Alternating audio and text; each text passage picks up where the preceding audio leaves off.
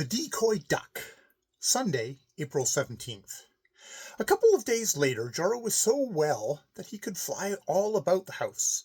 Then he was petted a good deal by the mistress, and the boy ran out in the yard and plucked the first grass blades for him which had sprung up. When the mistress caressed him, Jaro thought that, although he was now so strong that he could fly down to Takern at any time, he shouldn't care to be separated from the human beings. He had no object to remain with them. He had no objection to remaining with them all his life. But early one morning the mistress placed a halter or noose over Jaro, which prevented him from using his wings, and then she turned him over to the farmhand who had found him in the yard. The farmhand poked him under his arm and went down to Takern with him. The ice had melted away while Jaro had been ill. The old dry fall leaves still stood along the shores and islets, but all the water growths had begun to take root down in the deep, and the green stems had already reached the surface. And now nearly all the migratory birds were at home. The curlew's hooked bills peeped out from the reeds. The grebes glided about with new feather collars around the neck, and the jacksnipes were gathering straw for their nests.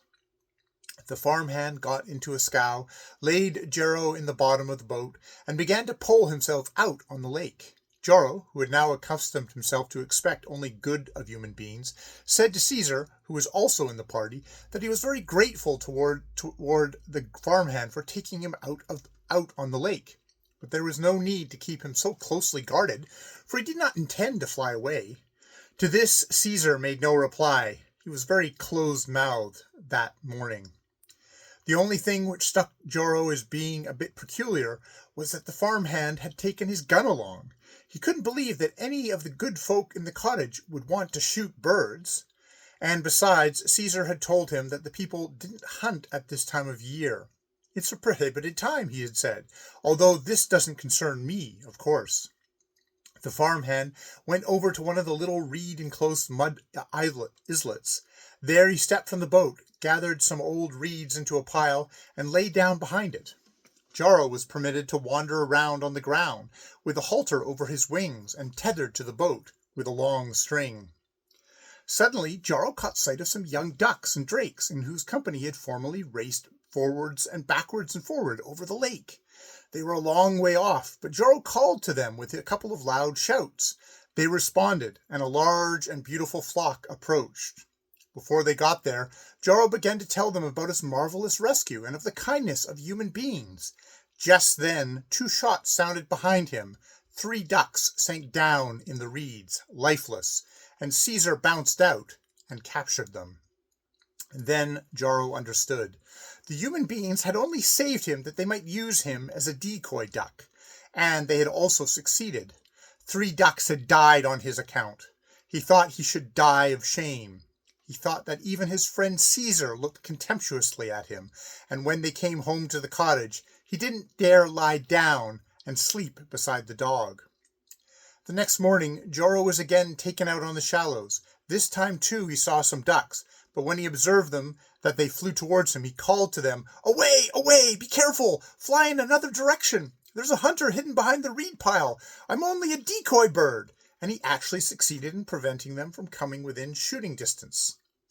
Jaro had scarcely time to taste of grass blade, so busy was he in keeping watch. He called out his warning as soon as a bird drew nigh. He even warned the grebes, although he detested them because they crowded the ducks out of their best hiding places. But he did not wish that any bird should meet with misfortune on his account. And, thanks to Jaro's vigilance, the farmhand had to go home without firing off a single shot.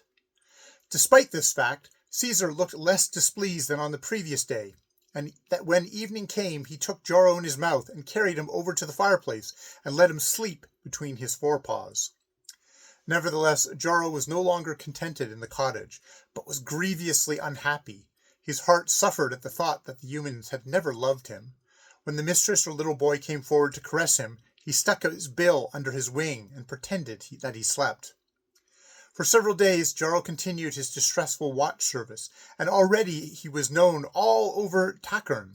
Then it happened one morning, while he called his usual, "Have a care, birds, don't come near me, I'm only a decoy duck," that a grebe nest came floating towards the shallows where he was tied.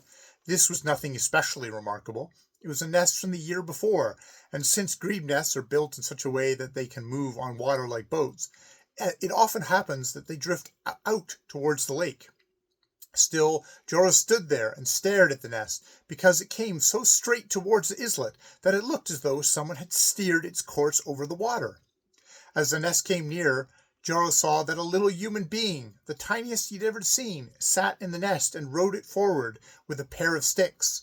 And this human called to him, "Go as near as the water as you can, Joro, and be ready to fly. You shall soon be freed." A few seconds later, the grebe nest lay near land, but the little oarsman did not leave it, but sat huddled up between the branches and straw. Joro, too, held himself almost immovable. He was actually paralyzed with fear lest the rescuer should be discovered. The next thing which occurred was that a flock of wild geese came along. Then Joro woke up to business and warned them with loud shrieks, but in spite of this they flew backwards and forwards over the shallows several times. They held themselves so high that they were beyond shooting distance. Still the farmhand let himself be tempted to fire a couple of shots at them. These shots were hardly fired before the little creature ran up on land, drew a tiny knife from its sheath, and, with a couple of quick strokes, cut loose Joro's halter. "Now fly away, Joro, before the man has time to load again," cried he, while he himself ran down to the grebe nest and pulled away from the shore. The hunter had his gaze fixed upon the geese, and hadn't observed that Joro had been freed, but Caesar had followed more carefully that which happened, and just as Joro raised his wings, he dashed forward and grabbed him by the neck. Joro cried pitifully, and the boy who had freed him said quietly to Caesar, "If you are just as honorable as you look, you surely cannot wish to force a good bird to sit here and entice others into trouble." When Caesar heard these words, he grinned viciously with his upper lip, but the next second he dropped Joro. "Fly, Joro," said he. "You are certainly too good to be a decoy duck. If it wasn't for this that I wanted to keep you here, but because it will be lonely in the cottage without you."